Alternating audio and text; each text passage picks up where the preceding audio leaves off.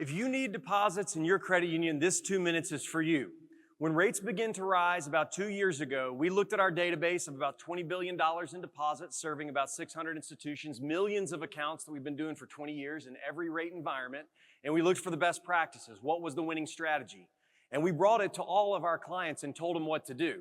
But only about half of them did it because what we asked them to do sounded insane. We said, go out with your highest rate on a brand new free checking account. Make it higher than your highest CD rate. People went out with 5 and 6% free checking. What created out of all that data, what was created was a natural experiment where we had 2 data sets and we could sit back 2 years later and look at how those institutions performed. One set that had made their primary growth strategy high yield free checking, the other that had gone out with CDs just like everybody else. Well, it's not surprising that if they were out there with 5 and 6% free checking, they were growing compared to everyone else. The ones with that strategy grew 3.5%. Everyone else shrunk about 1%. But that's actually not the interesting part.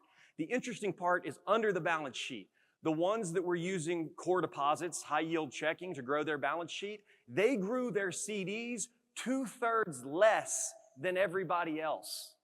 And that meant that over that same time period, their cost of funds went up 30% less than everybody else. So to restate this, the ones that grew 3.5% were the ones with their cost of funds going up less than everyone else that was shrinking. We have the call report data to back up that this really does work. It's too complicated to explain in this 2-minute session. But if you don't understand what Kasasa can really do for you, then you owe it to yourself to give us a chance to show you how we can help you grow real growth in core deposits. And now, Kasasa available in private labels. So if you think Kasasa is a silly name, it doesn't hurt my feelings at all. Call it whatever you'd like.